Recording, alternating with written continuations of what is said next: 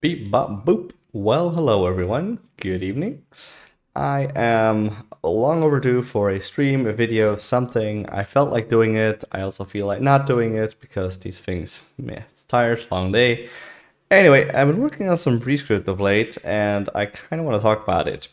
So first off, recap. What is ReScript? It is a fast, simple, fully typed JavaScript from the future.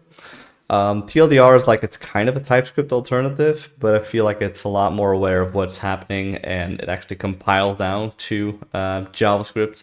So it's a language on its own, and it sort of takes the best ideas from functional programming, statically typed, and a lightning fast compiler toolchain, yada yada.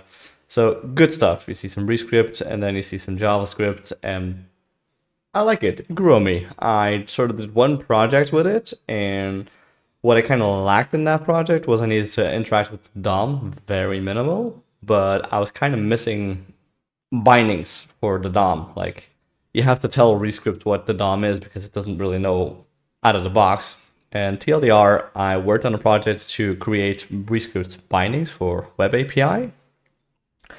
Now, when we talk about Web API, I kind of mean everything that's just available in the browser. So I've got an MDN link, and there's just a ton of stuff in the browser. There's like web APIs, there's just so much stuff, Canvas, etc., file. That we're most, the DOM is like probably the most popular thing.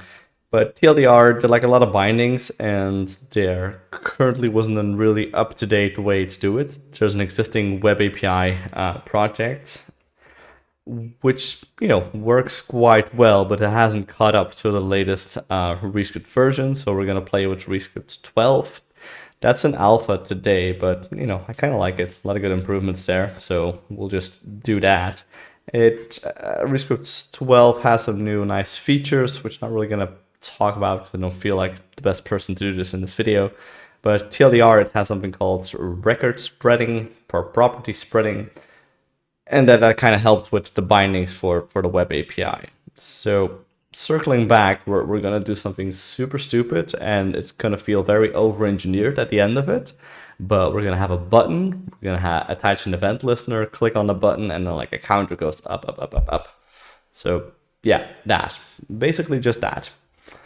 We're gonna do this in a bit, have a little application, and I also created this little website in Starlight by Astro, which is also super nice. So I do recommend people to check out like Starlight if they need to do something documentation like, and they already know Astro or are curious to work with Astro. I really like Astro. So this all has nothing to do with ReScript, but the extra mile I'm going here with adding that extra website and documentation and how stuff works is basically just to, well, convince people to contribute to this project, because there's no way in hell that I can cover all these APIs and have perfect bindings that really work well.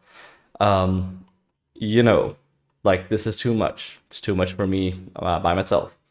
So in essence, I'm really trying to get other people on board in contributing to these to this API. So that's why I kind of laid out how does this work. There's like web applications, there's interfaces, methods, type conversion.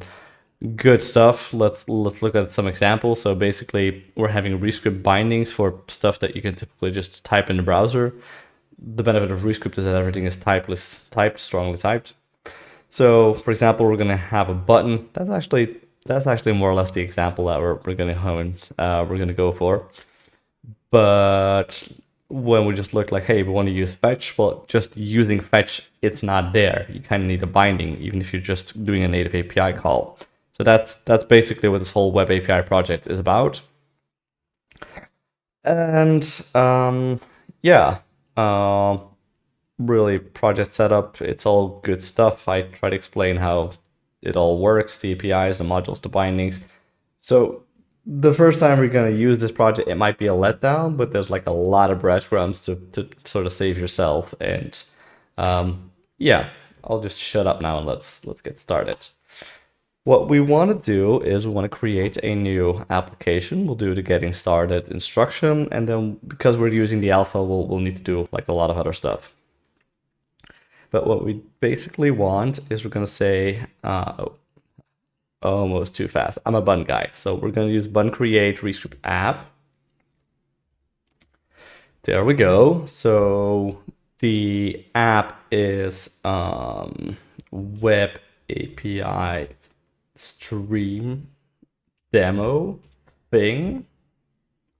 That's a good name. We're going to use Vite, but we're going to like throw away all the React kind of stuff. Like we're not going to do anything with React today. We're adding the latest stable version of ReScript, but we'll need the a better one. So, or like a newer one per se. Web API stream, so that's the thing. And let's just open up the editor and get going. First up, we'll need to like do like a lot of things. So in ReScript version 12, we will no longer need, can I bump stuff? All right. We will no longer need ReScript core. We will also not be using ReScript Reacts. We will want to update ReScript next, and we also want add ReScript Web API experimental. So those two packages would be, yep. The whole Web API thing is very experimental, and the nice thing, if you send me a PR, if it merges to main, I'm just going to publish like a new version, so there's like an forever experimental tag for now, and then just a git hash, and then you just get your improvement or whatever you did to the main branch immediately. This is kind of a good flow for now. We are going to remove a couple of things, so kind of don't all need all these things. We are going to use v6, there we go, so that's nice. And first up, we're just going to try and compile everything, but we'll need to, well, still remove a bunch of stuff. Like I'm not using Tailwind. Kind of want to remove the source directory altogether, make it again, and create like a main.rescript file. Go, we'll do a console log. Hey, ReScript, there we go. So just setting things up. The ReScript JSON should be kind of fine. So it doesn't have that ReScript core dependency anymore, because that's now like part of the ReScript package itself, although it is my understanding that you could swap it out, maybe. And instead of opening ReScript core, we are going to do web API dot web API and web API dot global. There we go. I also very much like, so with Vite you can do the template, or it kind of says it when you do dev, it's npm run dev or bun run dev, you're just doing Vite. And what we're gonna do, so do things the bun way, but I want to start Vite and I want to start ReScript, and I just want to do it in one go, and I kind of wrote a little plugin for that. Like, this is just because I can't help myself. There's really nothing more to it. You could just use two terminals and call it a day, but I'm just gonna install this little plugin thing over here, do a little bit of copying. So I'm just gonna import the little plugin I just installed, have that in my config instead of the React one. Rip-de-doo, boop the ReScripts, and there we go. So what does this do? This really literally is going to call bun ReScript, which is going to call in watch mode. And if I now do like a start the Vite dev server in like a different terminal, that's what I kind of want to avoid. I just want one thing. So that's all it does. Button run dev. There we go. And you can see it started feed. It also just started compiling ReScript. And notice how fast recompilation is. So there's like nice, good caching. We had our console log that is generated. So ReScript code. Let's wire that up. So in source res main, that actually probably works. So when we open this, you can see the hey ReScript over here. Wonderful stuff. And now we can interact with the DOM. So what we're basically going to do is do like a boring counter. Let's say current count, and then put in a strong tag maybe. There we go. So we're starting at 0, and then we're just gonna wire up like an add event listener, etc. It's just, you know, simple stuff. But yeah, that's fine. So this loads as a type module, so that does mean that onload is already happening. I'm going to open Web API. So we'll open the global. So I should have the document. And I kind of want to do like get this the button. I don't have a button yet, but let's add a button. Increment. There we go. So we're going to grab the button in the main, and it would do document dot get element by ID or like query selector. And in ReScript, it's not really a dot. It is like the arrow function. And then we can say from the document module, do query selector of a button. And so we're going to need the button. And let's also grab the strong tag. So Copilot got it right. Now both of these things are nullable, because if you do a document.query selector in your browser, you can actually just get something that's it's going to return null when it doesn't exist.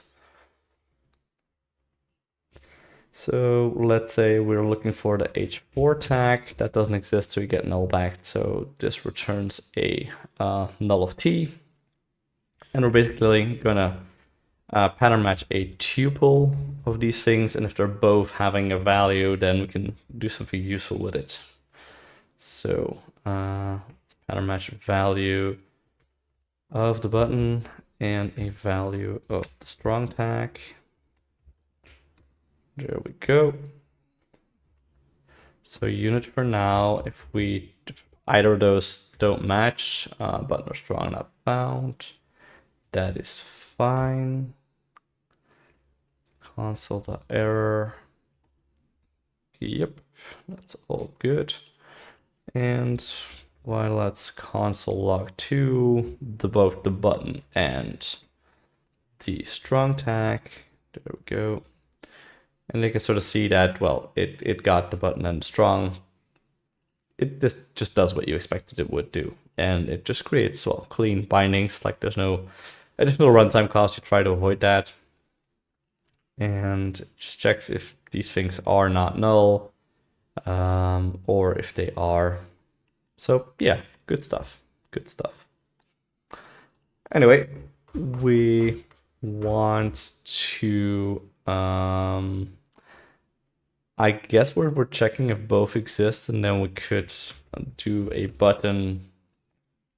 Button is going to be of type element at this point. So we don't know that it's an actual HTML button, but we also don't really have to know that. So we can just like do an add event listener. And then I can say the DOM API, sorry, event API.click. So that's wrapping. We don't quite care about the mouse event, and the bindings today work that they just accept any callback that just takes an event listener. If you then scroll down, what is an event listener?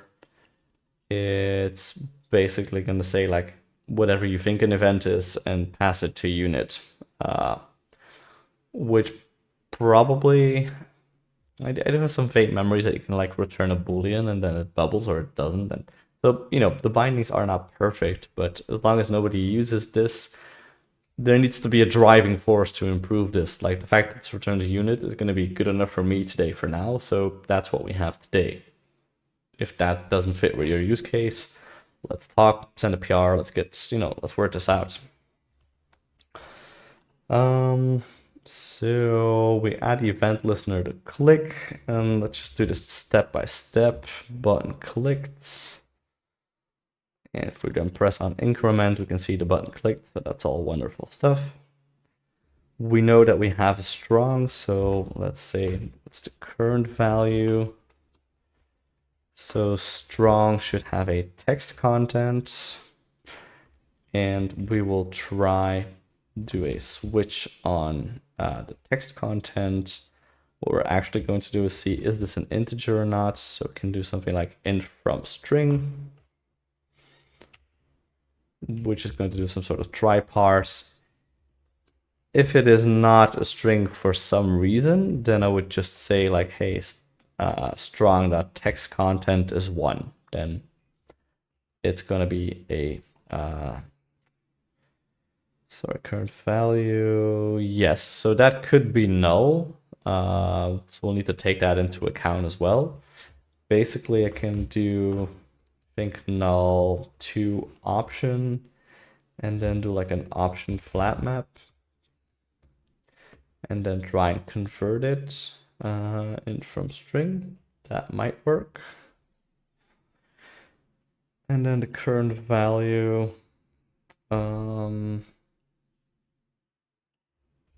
Yeah, I can probably do this in one go. So if we have this to option flat map, it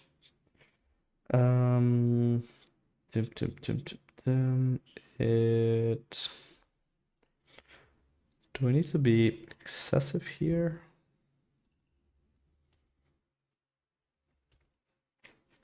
So it takes an option and an F.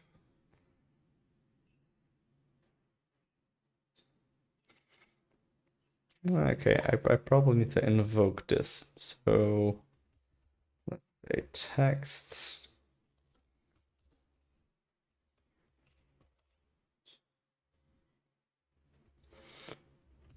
And do like an option for each. And then if we have a current value, we'll do nothing and you can see with the pipe operator format it nicely. So the current value, let's say like a next value, increment that, and then that's the text content.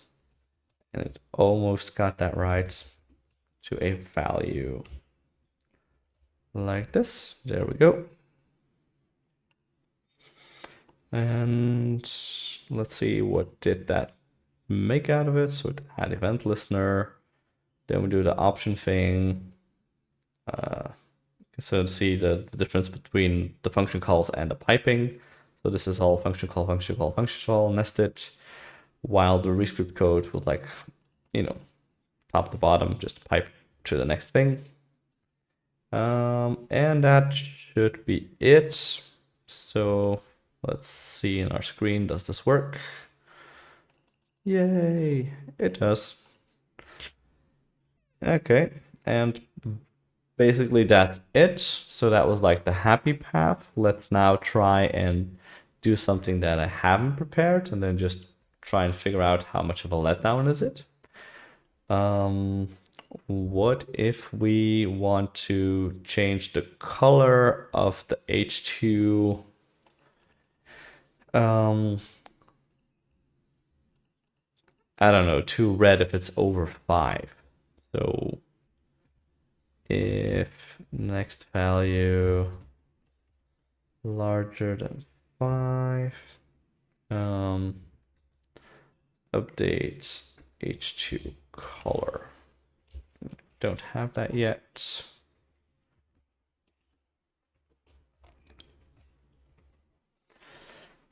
So yeah, course selector H2, fine. There is a,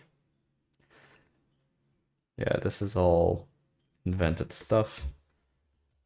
There might be a style property to an element, I'm not quite sure. So this is getting an element, but might also not be an element. So H2, and then let's do null to option for each, that works. And then we have a real H2 inside here. And does this even have a style? So at first glance, there's no style in the element type. And that's interesting because let's try and find if there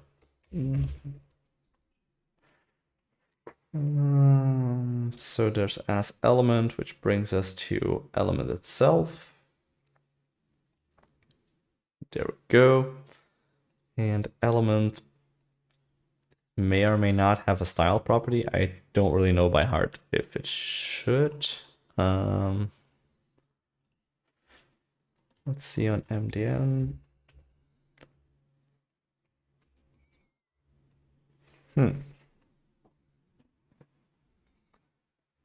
So an element does not have a style, and I wonder if an HTML heading element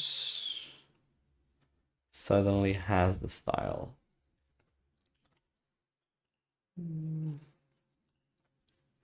It might be HTML element. So style. Yeah, okay, so there is a style property on HTML element. That's already actually a good case. Let's just try and find HTML element. There we go.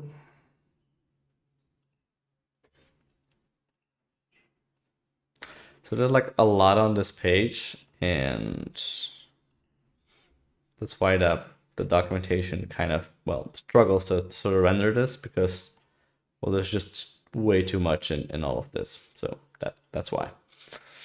HTML element.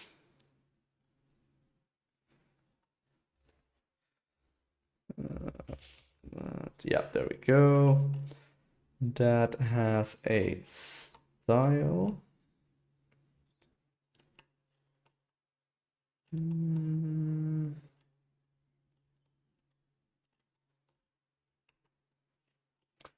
interestingly enough, these aren't rendered alphabetically. But it does have a style declaration, so we might be in luck just for the color on this.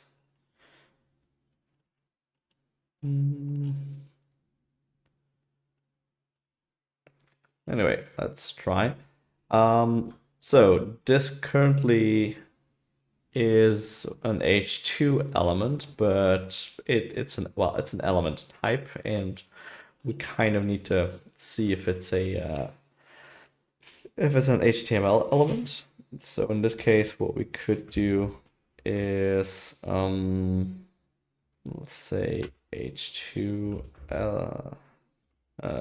heading would be to do something like prelude and do an unsafe conversion. And then define that as DOM API HTML element. So this is gonna work. The better way would be to do something like instance of some sort of a helper method where we do some, well, actual runtime check. We're gonna skip that for now, and maybe revisit later, maybe not. So there is a style and there's a color. I kind of wonder if this is accepting. All right, that works. Okay, so I kind of had no idea whether these bindings are there. Maybe something you'll need from the style isn't there. Maybe something is going to be like a string and you kind of want a better type, or it could also have like a, these look like all strings, so the bindings aren't super, but at least they're there. So interestingly enough, if we click this a couple of times, all of a sudden the H2 becomes red. And let's think about, so okay, we have this unsafe conversion. How can we add a little bit more safety? That would be to do like a decode check, and let's say let decode is like an element. It's gonna be very explicit. I'm gonna say it's none. So this returns an DOM API dot heading element. Wrap that as an option. There we go. That's good. So we can do a to option dot flat map, then do like a decode. And then basically we'll do the unsafe thing maybe here. And we can say heading, and that all still works. So that's good. We just moved the problem. But now the element, we'll need to do something like instance of. So we can basically try this in the browser first. So we select the H2. We then go to the console and do like $0. That's like a Chromium thing, which then returns us the H2. You can say instance of HTML heading element. So that's true. So that's kind of our check that we want to do. And then if that passes, we're just going to do the unsafe conversion anyway. That's like my best idea for this so far. So to do the instance of, I believe that's also part of this prelude thing. So maybe if we're lucky. Let's see if prelude dot, it only has unsafe conversion. So let's double check. Prelude. No, it only has unsafe conversion. I was working on a PR at some point for this, and